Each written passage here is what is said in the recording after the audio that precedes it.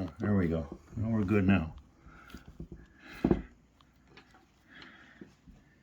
Now I don't know what the hell's going on, but we'll tear it the rest of the way down. Right now, I don't see what our problem is. There's the other shim. Very important. Oh, it's shimming up the trans, yeah. This is for pinion depth. Okay. And this actually was out here, like that. There's a notch cut in that. Yeah, they got a notch cut and it doesn't do anything. Oh, I figured it'd go in one of the blocks.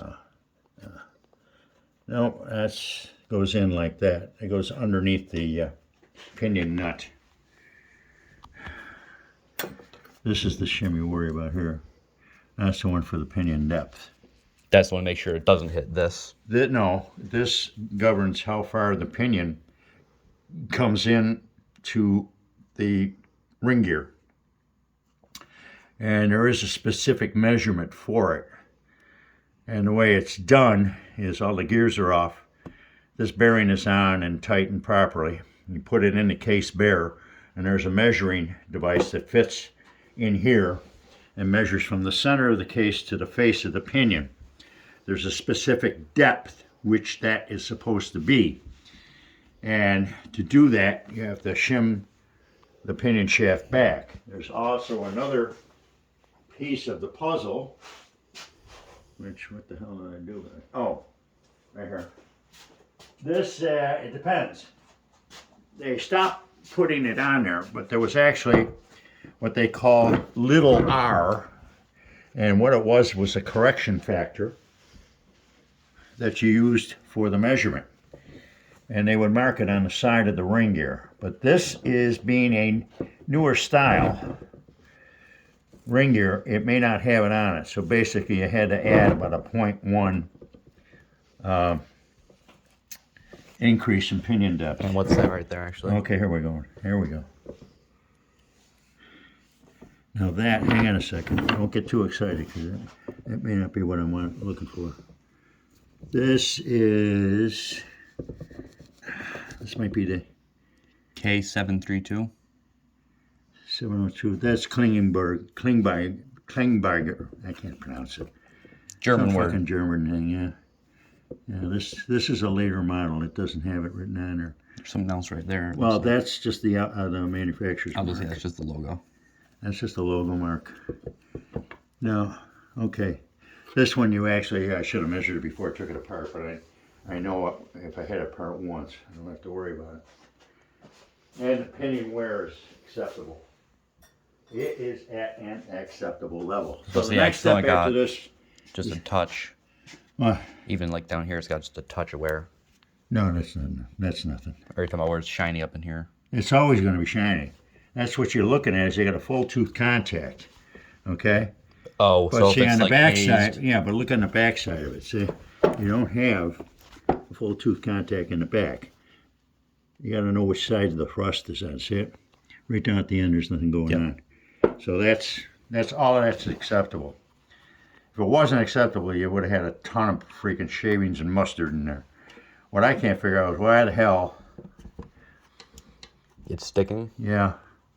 The sticking part. Could it be something just up in the bushing there? No. The sticking part is right here. What happens? See, these are the Cinco rings right here. Okay. Yeah, the those small brass ones things. Okay. Now, if you notice the shaft. Okay. You notice the rings are moving, but the gear isn't. See? Yep. What can happen is when you put it into gear, that ring actually acts like a brake to stop this gear from moving so you can engage these little teeth. This is a constant mesh transmission. This gear, these two gears are all the gears are engaged in a spinning fashion to a shaft. So no matter what, but they're all spinning at different speeds, right? Yeah. The object is this device locks, this device is locked to this shaft. This is on bearings, see? With me? Okay. Yeah. So when you shift, you push this device against that brass ring. It stops this gear from spinning. That's why you got to have the clutch in, okay? Mm-hmm. And then slides this over to engage those little teeth like that. Now you're in first gear. In other words, you're pinned to the shaft. Now, it's tight right now. Why is it tight? There may be an issue up here that hasn't released as yet. Okay? In other words, third or fourth gear back here. This is third gear, fourth gear is back here. There may be an issue up here where this adjustment may have slid, and it sure looks like it did. Somebody was jamming the shit out of it in fourth gear. And what we've got is this car is still engaged in fourth gear. How can I tell? Well, one, third is loose, okay? But we're so far back that we're so far towards fourth gear, I can see these teeth sticking out right here. So you think it's stuck between gears? No, it's somehow this shaft slipped. The fork, if you look very carefully, you see a groove in there.